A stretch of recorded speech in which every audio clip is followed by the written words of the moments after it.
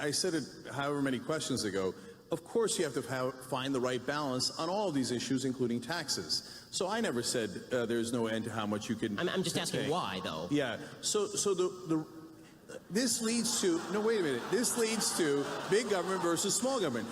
You're asking me what the ideal tax rate is, and then you did a straw man there for a second and said it should be 100%. I never said that. No. In fact, I said. No, you said the economy. You said the economy grew faster when the top marginal tax rate was 91%. So I'm asking you, why shouldn't the top tax rate or all tax rates be 91%? You seem to be identifying a higher rate of growth with higher taxation. So I'm asking you, on principle, you keep talking about the glories of a mixed economy. So now tell me about the glories of capital. I've heard about the glories of high tax rates. I've heard about the glories of government-provided health care. Now tell me some of the glories of actual capitalism, which is the basis for all the things you're talking. Tell me why it's good. Right. So now, look, I use the example of the 91% and the 70% to give you a sense of that. I was surprised, and you'd be surprised to find out that our economy was booming in those times. That's not to say that that is the right tax rate for us today.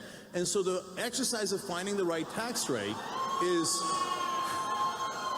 guys, try to follow along, okay? It's called logic.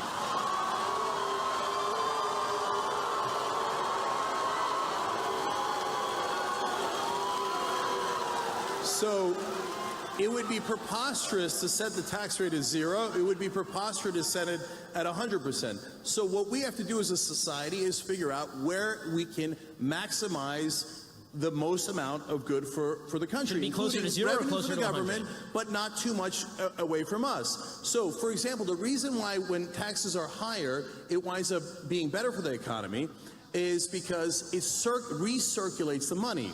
So if you give it to the rich, this is hilarious. Uneducated, please, at least don't make it obvious.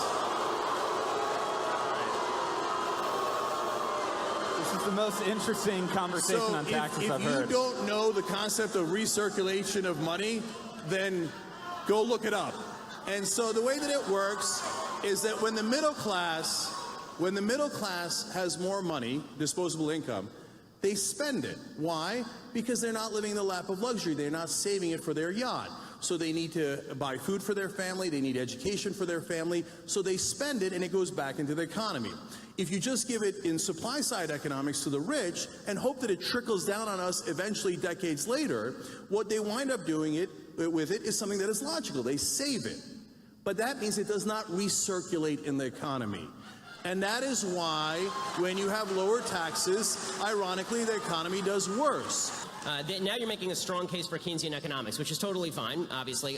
The problem with Keynesian economics is that it doesn't even work in theory because, again, once you go to the logical extreme, which is remove all of the money from the rich people who are saving all their money and give it to all the poor people to buy hamburgers, banks are in the business of lending. When they take the money in, they don't just stick it in Al Gore's fake lockbox. They actually lend the money back out to people to actually create new businesses and new products. You had an investor, right? When you started TYT, you were given $4 million by Buddy Roemer to start TYT. That's great. That's the way business should work, right? But that money it didn't come from a bunch of poor people buying hamburgers. It came from a very, very wealthy guy who gave you money to create a business a lot of people want to patronize. If you want better products and better services, you need more investment in the products and services. The basic name, trickle-down economics.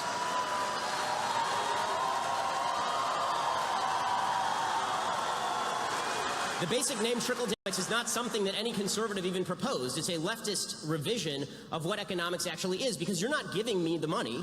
It was my money in the first place, created through voluntary transactions that I had with others. I've not stolen money from anyone, neither have you. And the idea that money has to be forcibly taken from you and handed to somebody at the bottom end of the economic spectrum to somehow jog the economy, that may jog McDonald's, but is not going to jog all of the creation of the products and services that make all of our lives much better today than they were 30 years ago in terms of the stuff we have access to.